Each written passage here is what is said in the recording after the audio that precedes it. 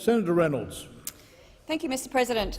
My question is to the Attorney-General, Senator Brandis. Can the Attorney-General update the Senate on the current threat to Australia of terrorism? The Attorney-General, Senator Brandis.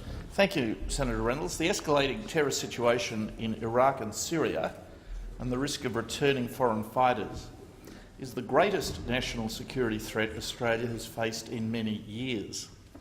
This problem does not only exist on the other side of the world, it has its origins in our own suburbs. The number of Australians involved in the Syria and Iraq conflicts is significantly higher than in previous foreign conflicts.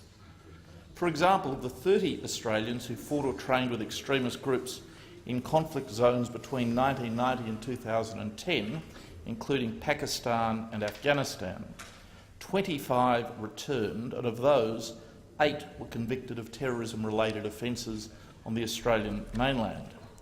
By comparison, we know that around 60 Australians are currently participating in the conflict zones in Syria and Iraq, while we know that another 100 Australians are assessed to be supporting the conflicts through activities such as funding and facilitation.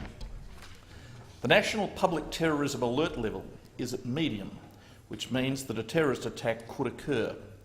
The terror level is under constant review by the Australian Government based on advice from our national security agencies.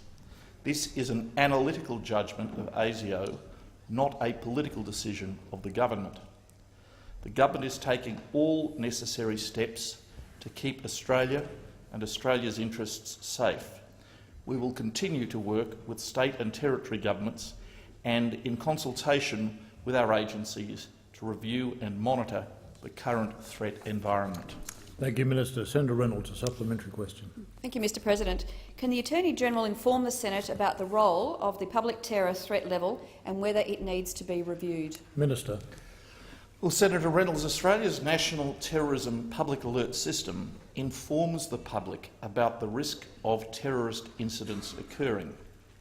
It is an important mechanism to keep the public informed of the terrorist threat facing Australia and the level, from time to time, of that threat. As the Director-General of ASIO said recently, the security environment today is becoming more complex since I was appointed as Director-General of Security in 2009. For that reason, and in that context, the Australian Government is currently reviewing the alert system, drawing on the advice of agencies to ensure that the gradations and descriptors are as precise as possible in the complex national security environment in which we now live. Thank you, Minister. Senator Reynolds, a final supplementary. Thank you, Mr President. Can the Attorney-General update the Senate on the public threat level of comparative Western nations? Minister. Well, yes, I can, Senator Reynolds. You may be aware that on the 30th of August the United Kingdom raised its terrorism threat level from substantial to severe. That change reflected that the threat of a terrorist attack against the UK was assessed to be highly likely. This move by the UK indicates the significance of the threat posed by ISIL and other terrorist groups in Syria and Iraq to the United Kingdom. In 2011, the US government updated its terror alert system. The US National Terrorism Advisory System removed the standing alert levels and replaced it with an approach based on advising the public of specific, elevated or imminent terrorist threats.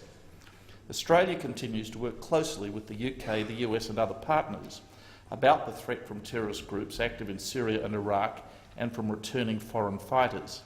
The Government will take all necessary steps to keep Australia and Australia's interests safe.